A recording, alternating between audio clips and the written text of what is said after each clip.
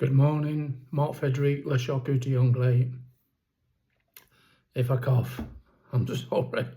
I've been coughing every day for a month. So I got a question in from forgot who it was now. Oh yeah, from Cedric from Switzerland. Hello Cedric. I'm sure you're testing me. You're asking me, what is Leberkase? See, started. Leberkase. It's a German Metzgerei product. Metzgerei, for those who don't know, is a German word for charcuterie, the French word charcuterie. And it's a cracking product, this. I still remember the first time I came across Leberkase.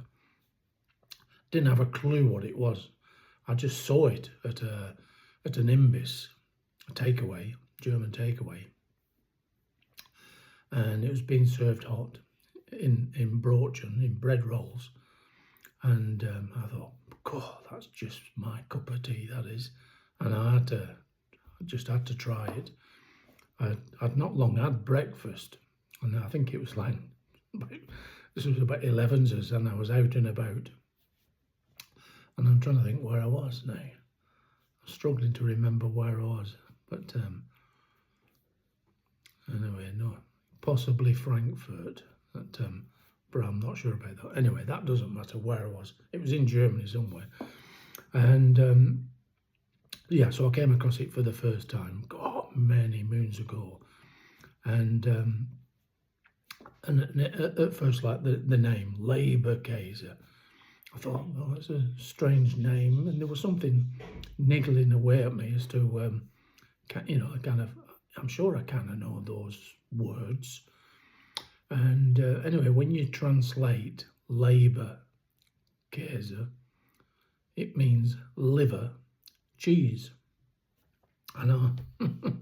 So liver cheese. So I thought, well, I like cheese and I like offal, especially liver, so I'm thinking I'm going to really enjoy this. Anyway, as it turns out, traditionally, the recipe for Leberkase has got neither in it. It's got no liver and it's got no cheese in it. So how the hell did it get its name, Leberkase? Well, I've been doing some research on the internet, and there's all kinds of names for Leberkase, because it's like a type of meatloaf, which I already knew from that discovery, years ago. And but I can't really find the definitive reason as to why it got its name, Leberkase. So I think Wikipedia offers some explanations, but anyway, I'm not going to bore you with all that. I want to tell you about the product, because it's a belter. It's a real belter. And it's sold as a fast food. Sold as a fast food, throughout Germany. And it's also well known in Bavaria and Switzerland, Austria. They've all got their versions. And in some of those, and Holland as well.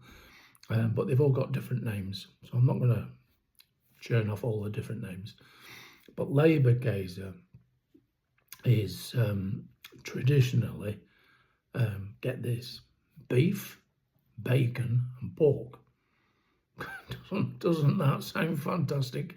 When you think about these three ingredients being mixed together, you don't hear of those three ingredients being mixed together too often. But, maybe in a sausage, but normally you wouldn't hear about it. So anyway, here we are. The Germans have this one called Leberkase, and it's put through a bowl chopper. So a bowl chopper, of course, is a modern piece of equipment. Probably been around about 50 years or more, bowl choppers, and they actually turn around like a turntable, chopping up chopping up your ingredients to a really, really fine paste. And this is where a lot of mistrust comes into products that have been churned out with bowl choppers. I'm not going to digress too much, but a lot of German style sausages, they're all put through a bowl chopper, so people like mistrust the ingredients because they can no longer see the meat, as it were, in its natural form, because it's just into a paste.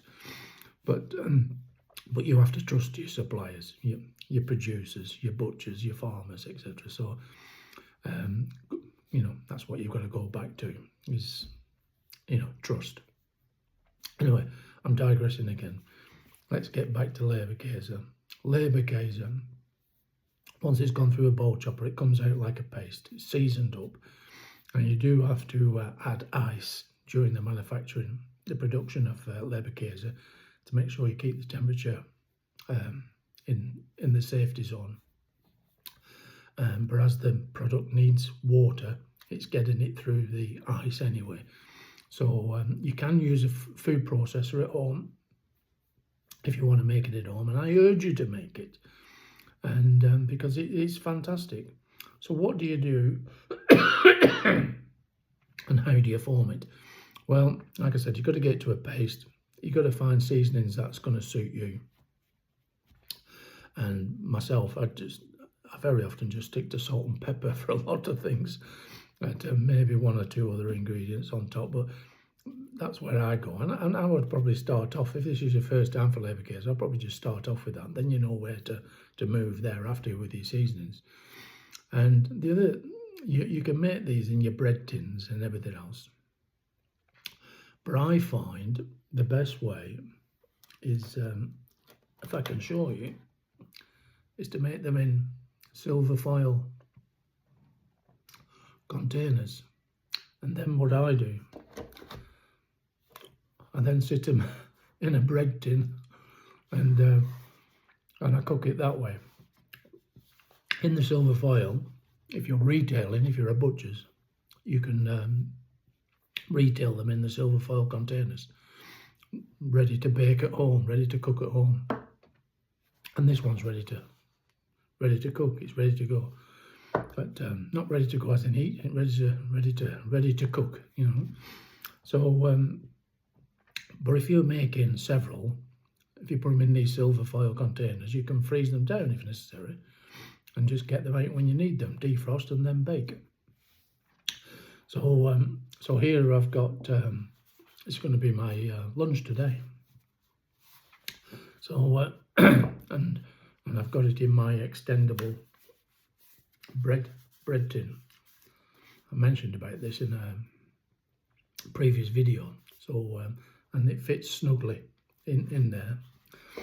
And I'll just bake that off. And then what you're supposed to do, once it's cooked off, baked, the meat tends to contract a little bit.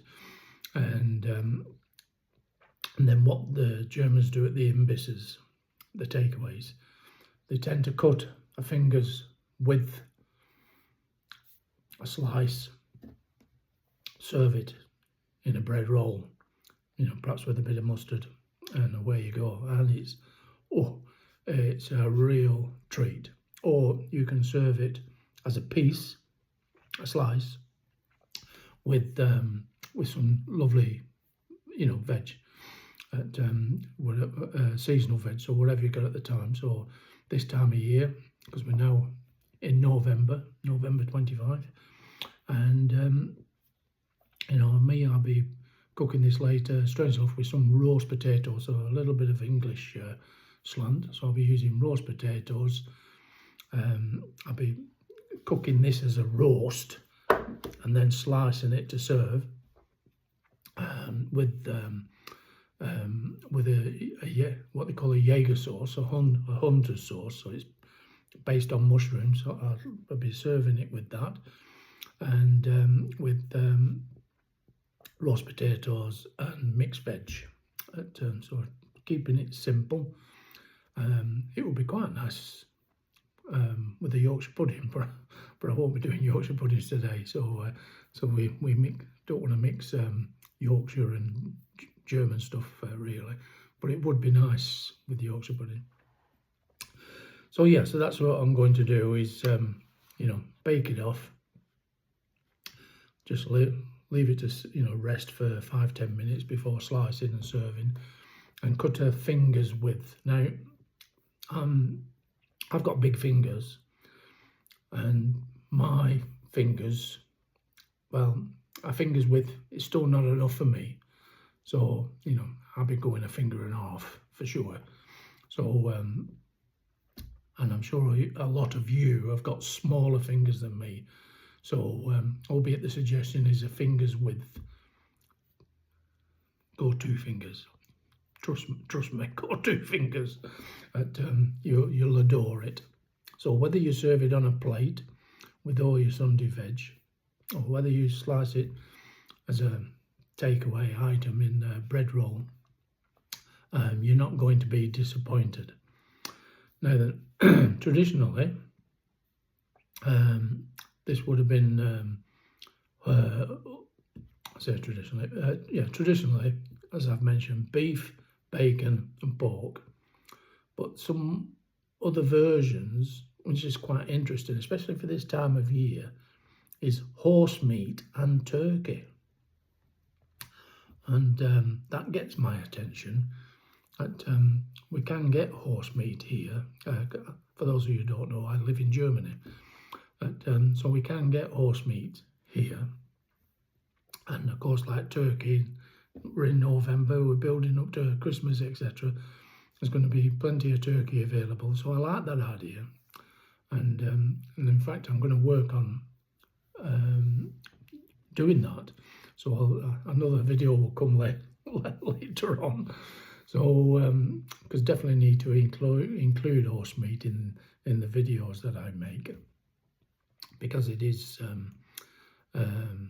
eaten here on the continent in Europe, albeit I'm fully aware in UK that's not really the case, albeit I have butchered and made things with horse meat in the UK.